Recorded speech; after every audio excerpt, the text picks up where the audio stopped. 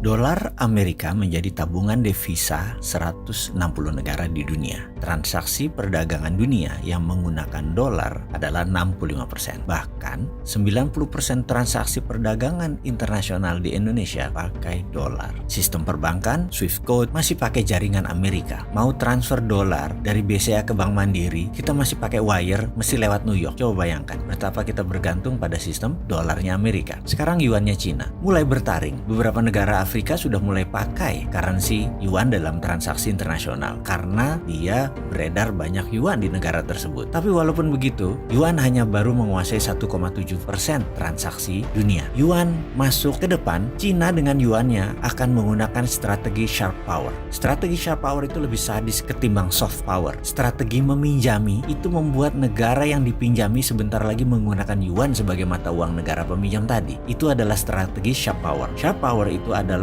dengan berbagai cara pintar dibungkus dengan proyek jangka panjang yang pada akhirnya adalah untuk masuk trapnya yuan. Jadi kalau kita bicara currency domination, ujung-ujungnya Amerika masih number one, masih numero uno. Kita bahas sebentar tentang rupiah. Selama 7 presiden rupiah tergerus terus nilainya ke bawah. Ada yang terdepresiasi, ada yang terdevaluasi. Intinya nilainya turun terus. Bahkan pernah ke 16.000 terendahnya. Dan apakah dengan transaksi perdagangan kita yang selalu tekor dalam 5 tahun ke depan, akankah jebol rekor 16.000 itu melemah menjadi 17.000? Walau alam, tapi trennya ke arah sana. Sementara, apalagi yang kita harus pikirkan? Militeri, urusan perang bedil dan kombatan kita sangat terbatas. Anggaran kita terbatas. Proxy war kita nggak terlalu paham. Kita nggak terlalu ngerti bagaimana memakai proxy war. Apalagi hybrid war, kita lebih nggak ngerti lagi. Bingung apa itu hybrid war. Non-kombatan lainnya, Indonesia sudah kalah di mana-mana. Buktinya ideological warfare kita kalah, counter ideological warfare-nya nggak ada. Ini kita berantakan di banyak hal karena negara lain mendominasi Indonesia. Sekarang kita lihat apa lagi? Perang apa lagi yang ada? Perang ekonomi atau economic warfare? Kita nggak punya pertahanannya. International warfare sudah telanjang bagi Indonesia. Kita nggak punya pertahanan. Semua sudah terbaca. Mau apa lagi? Media warfare, kita kalah telak. Teknologi warfare, apalagi kita pakai semua teknologi asing. Informational, kita udah nggak bisa nyensor. Udah banyak cara untuk kita ditelanjangi atau diserang oleh mereka. Terakhir tentang cultural warfare atau perang budaya. Lebih parah lagi, Hollywood, drama Korea, Bollywood, film Hong Kong sudah masuk sampai pelosok rumah-rumah di ujung kampung-kampung di Indonesia. Kesimpulan, Indonesia terjajah hampir di semua lini. Secara currency kita kalah, secara militer kita kalah, secara ideologi kita mulai tertekan, secara perdagangan kita kalah, secara budaya kita sudah kalah. Lalu solusinya bagaimana ke depan ini? Intinya adalah kita harus mengerti dulu masalahnya. Setuju nggak? Jangan sampai kita bengong wondering what happened. Dan parah lagi kita mengatakan adalah ini masalah global. Kalau global bisa mempengaruhi Indonesia, itu namanya Indonesia nggak berdaulat. Bagaimana sih ngelihatnya?